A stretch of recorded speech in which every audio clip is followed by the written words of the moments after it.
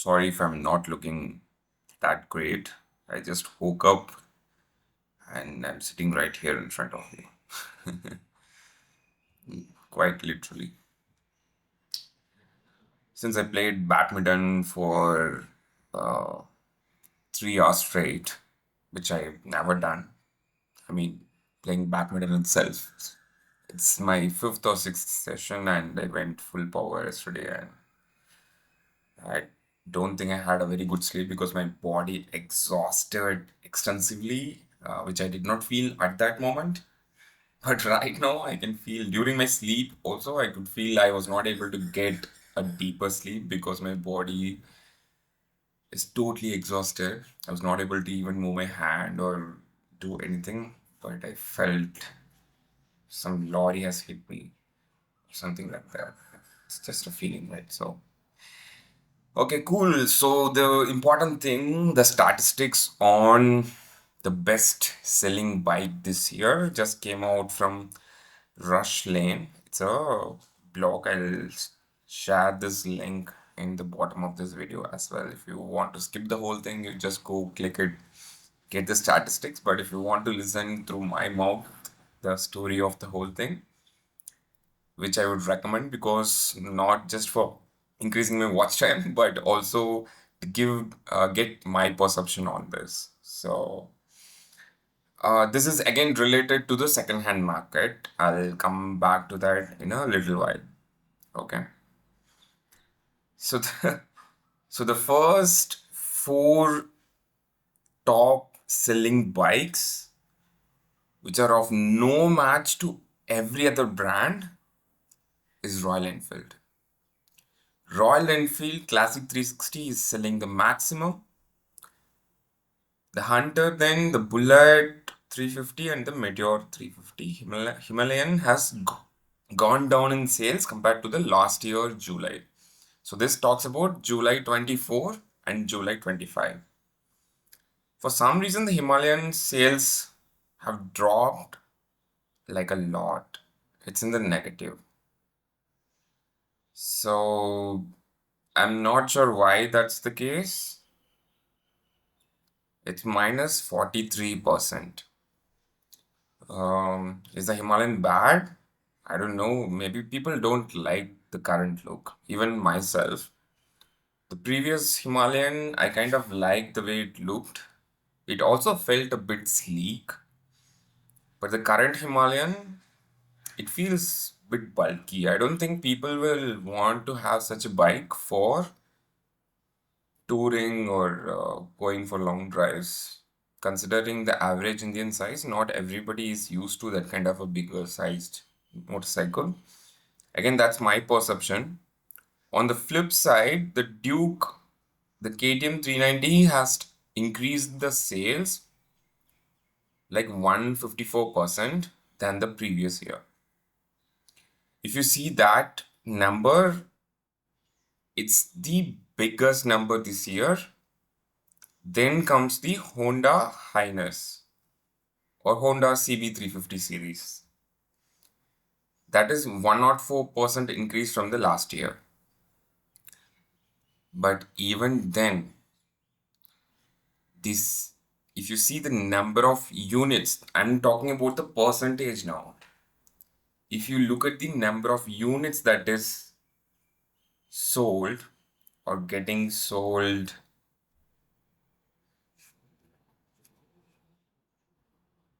in July 25 to July 24, the comparison, the Royal Enfield, the whole series is of no match. Let's say the overall sales, this is the card I have, of Royal Enfield is this big. If you if, if you put everything else, like you have Aprilia, you have Honda, you have Bajaj, Dominar, Harley Davidson, you have everything else that is available in India. In the 350, 400, 350 to 450 cc range. If this is Royal Enfield, all the other companies put together is this much. Sum of all the things. I mean, KTM 390, Aprilia, all the brands you combine together, it'll be this much. The number of sales of Royal Enfield is this much. So that is the reality. Royal Enfield is making more money than every other brand. And also, which means we are going to see lots of Royal Enfield on the roads than other brands. I'm not sure why this is the case. We got ourselves into this.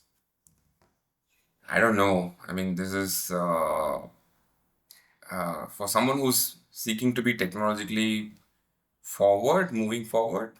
Royal Enfield is not a technological bike. This is dissatisfying for me. Because if you look at KTM's 390 or Adventure, whatever that is, those bikes are really great, technologically, engineering wise advanced bikes. You can consider CB350 for that case. Though it has increased sales in the past year to this year, the quantity, the numbers were just 2,500, 2,000. It's just that. Compare that to the Royal Enfield Classic, which is the maximum selling bike. It is 26,516 units. And the least, I mean, the fourth position goes to Royal Enfield Meteor 350, that is 8,600. Even then, KTM comes nowhere close. It's like one fourth of that number. Why why are we buying like more Royal Enfield? I still don't know. If this is the psychological pattern, regardless of the mechanical consideration, we should reassess our purchase decisions. Think if you really want to go for a Royal Enfield. If you really want to go for it, I have no mention about it. I have no disheartening words to say about such a decision. But if you are buying it for emotional values alone, that is definitely dissatisfying me. Again, that's my perception. So be mindful. Because I'm coming to the second part of this video. There are companies, there are places where I went to buy a used bike. So I'll tell you a real story.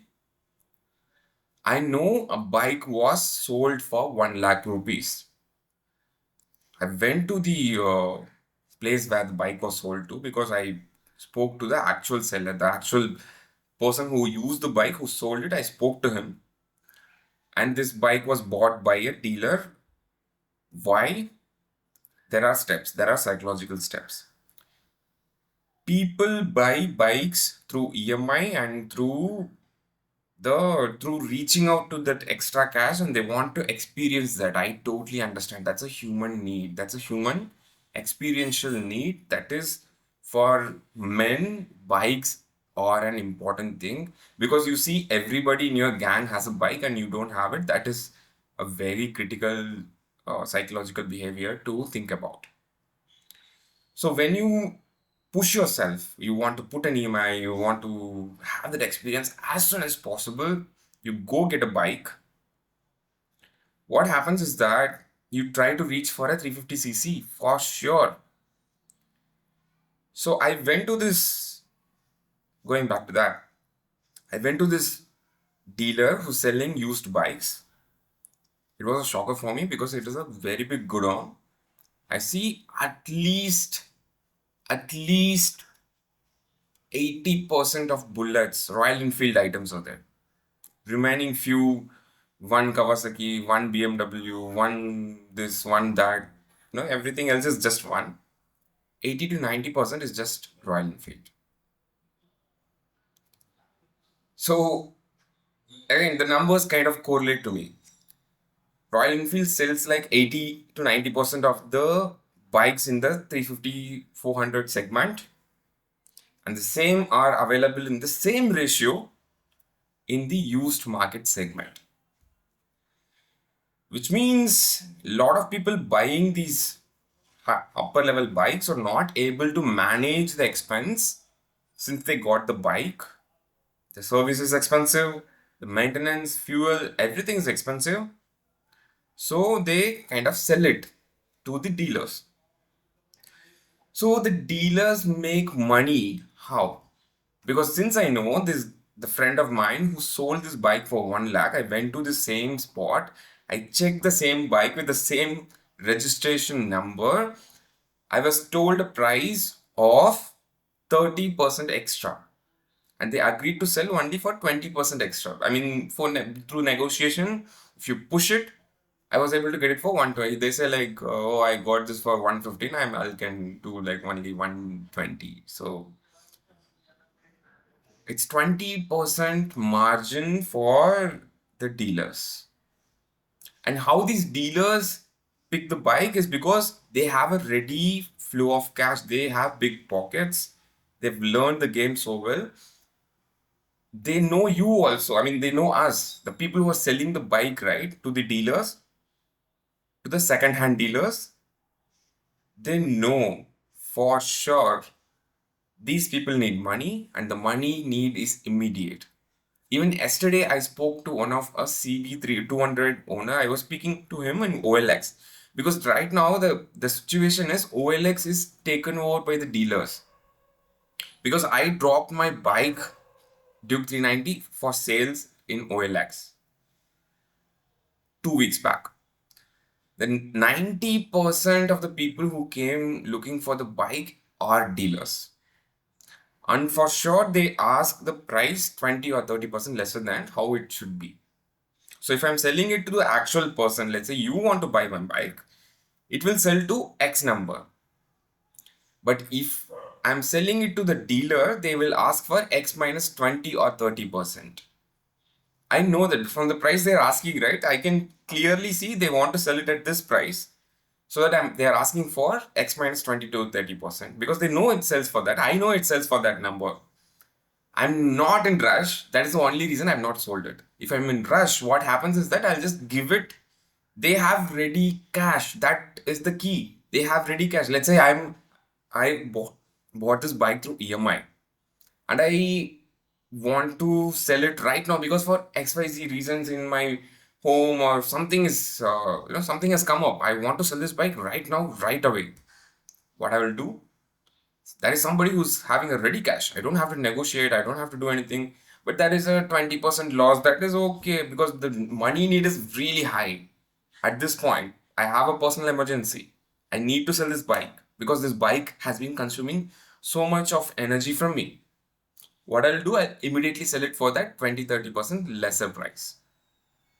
You can say 20-30% or 20 to 30,000. It's somewhat aligns in somewhere, in the balance of these two terms. So, considering that, I can clearly see that if Royal Enfield is selling more, second-hand market is also going to have a lot of bikes. So you can consider buying these bikes. I also have a fear that this can be a bubble too, because we have EMIs available super easy now. Buying a used Royal Enfield is not an advisable thing from a dealer. So another thing what I got to know is there are people who go for loans and stuff, right? The local banks and stuff. What they do is they know they are not going to be able to manage the bike. So what they do, they just trash the bike, use the bike like anything. Within 1 year, I see people clocking 15, 20,000 kilometers, even 10,000 kilometers. Even 10,000 kilometers in 1 year is a big thing for me because my Duke has clocked only 3,000 kilometers per year in the last 2-3 years. Unless I'm driving for a very long duration or doing some really rash stuff, I won't be able to do that much driving with the bike. So that is another thing with the second-hand market. And the third thing about the second-hand market is that when I entered the second-hand dealer's store, and they were least bothered about selling the bike, which means they don't give a shit about me when I was there. Will it be the same if I'm in the showroom? No, they care at least a little. They take your number, they make you have a test drive, they try to sell you the bike. In the second-hand dealership space, nobody gives a shit whether you buy a bike or not. They say the number, this is the number I can do, you go for it or not. Simple. It ends there. The conversation just ends there, plain, simple, on point. Which means only one thing. The second-hand market is making a lot of money. So if you want to start a business, this is a very good golden period for the second-hand market. Because a lot of people, even this 650 series bike, I don't remember the name of that Royal Enfield thing. So I'm sorry. That bike, there was one really good bike with 4,000 kilometers clocked. There was a Triumph at 6,000 kilometers. That's a very good bike. I turned on the engine. It was so new. Not even the screws are loose in that bike. So that is the condition of the actual sales that is happening, the actual number of second-hand market that is booming on the other end. If you are a dealer of second-hand model, if you have some surplus cash flow of 1 to 2 lakhs, buy a bike. I mean, try to find the real seller, because another problem is in OLX you cannot find the real seller. For that, you have to talk to the people right now. That is, if somebody is posting today, you have to talk to them right now, because tomorrow the dealer will get the bike for sure. Because they have like 10-20 people actively watching the listing, they will go and get the bike immediately. Because I overheard everything that was going in the dealership. They have 2-3 people waiting to go and get the bike from the place. So what they do is they just give the cash. They'll go to that place, give the cash, they'll get the bike and come back. They have people for that. They have like 2-3 running men who just take care of just that part alone, getting the bike to the garage. They're that fast. So if you want to buy a bike from OLX, you need to rush. You need to take the calls right away. If somebody's posting a bike right now, you have to do that right away. It's a very big opportunity right now. I'm not sure. As I said, it could be a bubble that can burst out in few years. So be concerned about that. That means what I'm trying to say as a bubble is that more bikes are being sold through EMI or through cash. I don't know what's going on, but the possibility of EMI is higher. And people are buying it, not able to maintain it. They just give it to the second-hand market. So this can go on only for a certain amount of period. That is the bubble. So when so many people have received the bike and so many people have received the second-hand bike, and at some point it will just stop. Money cannot flow through this mechanism. It pops. So let's say if you're a dealer who has stocked like some 100, 200 vehicles at that point, you will lose so much money at that point. So be aware of that also. But right now is not that time. Right now is the time where the 350, 400cc bike is booming, which means more people are buying it. More people also are selling it, which I'm seeing it because through my eyes, I saw it. I went there twice. The first time I went, the second time I went, there was a considerable change in the Royal Enfield items that was present there, because the Kawasaki, the CB350, everything I saw was just still sitting there in the same place, but not the Royal Enfields. So that is something to consider. So think about it. Think about buying the bike, and also I think this information helps somebody to make a wise decision while buying the bike. Don't buy a bike that you cannot maintain. Don't buy a bike. If you are out of your job tomorrow, will you be able to handle the bike? If the answer is yes, take the bike. If the answer is no, don't take that bike. Simple. Have fun. Because we are living in a very turbulent times, anything can happen. Don't get yourself in trouble for a simple pleasure. Riding is the pleasure. Riding in a bigger bike is also pleasure. But which one comes first? Riding is the pleasure. Riding on a bigger bike is also pleasure, but not a necessity. You can take that away if you don't have much money. Have a rideable bike, even if you don't have a job, then you will be very happy about the decision. Okay, cool. I hope that helps. See you.